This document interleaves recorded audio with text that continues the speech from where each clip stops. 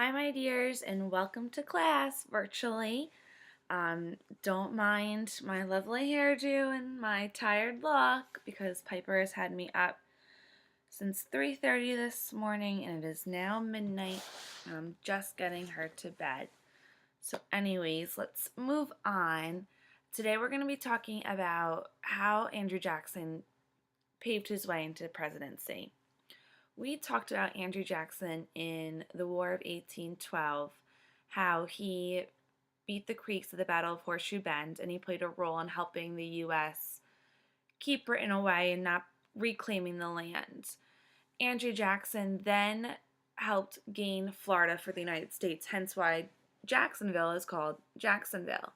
Andrew Jackson was sent down to Florida to get the escaped slaves, and when he was in Florida, he just started taking over major cities and major towns, leading to the Adams-Onis Treaty, which is where Spain ceded Florida.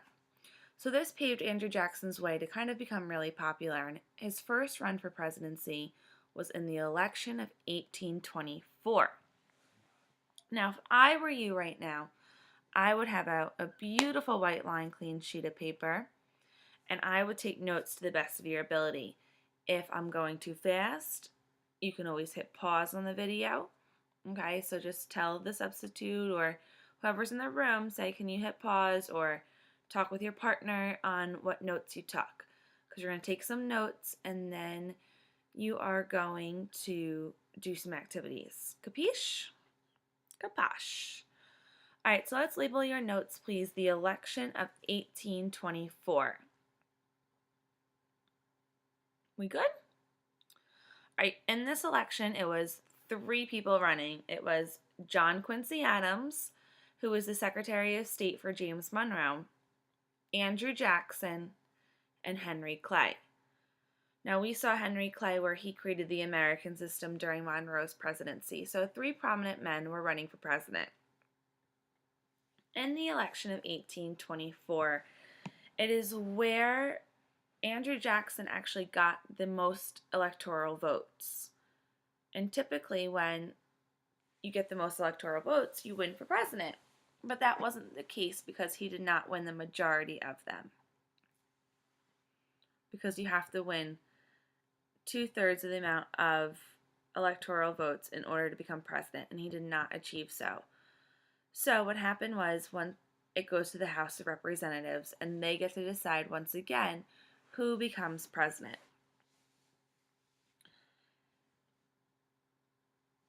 Henry Clay was the Speaker of the House, and he kind of backed out of the race, and he told all of his supporters to go, I'm drawing a blank, put their support behind John Quincy Adams. And what happened was John Quincy Adams won the election of 1824, but only because Henry Clay said to all of his supporters to back Adams. So Adams figured he owed Henry Clay a solid. So he gave the Secretary of State position to Henry Clay. Now, Andrew Jackson was not happy with this whatsoever, and he called this a corrupt bargain.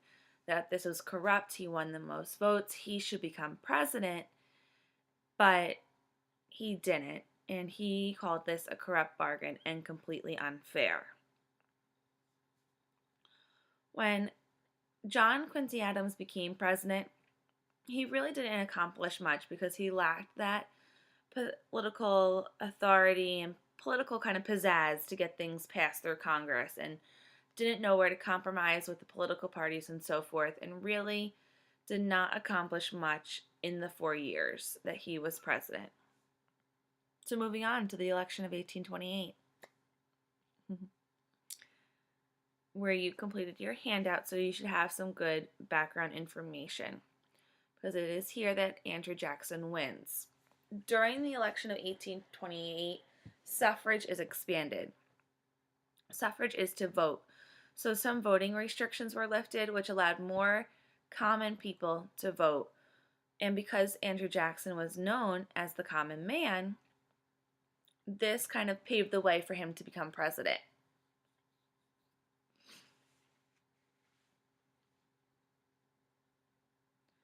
Andrew Jackson had two nicknames: Old Hickory, because hickory is a type of tree. Think about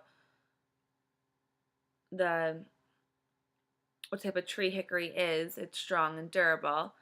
And the common man, because he kind of came from a common background, not something of prestige where we have seen that from past presidents, but he was more of the common person and he related more to the common man. And that's why so many people voted for him and he won the election of 1828. His inauguration was a wild party, basically, where people from all over came to see him get inaugurated, and it got rowdy. Alrighty, let's think. So Andrew Jackson wins, and he kind of wanted to create some changes because he really felt the government favored the rich and powerful. And because he is known as the common man, he wanted to go around and kind of change some things. So when he got into office, he used the spoil system, which is when you reward government jobs to your loyal supporters of your party.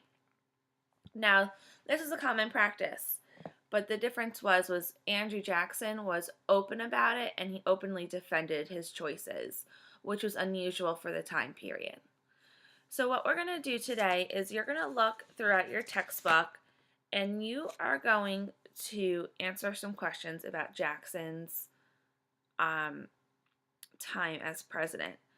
So go be thorough, work with your group mates, and answer all questions. And there will be activities at the end as well. So work hard. I appreciate all of you, and I'm sorry I'm not there. But don't forget, you are responsible for this information. Just because I'm not there does not mean learning stops. So please continue learning. Please continue working hard. And if you have questions, post them to Edmodo so I can help you to the best of my ability while I'm not there. All right, I am hoping for a good day tomorrow with Piper, and hopefully I will see you guys on Thursday. Have a fabulous day, my dears.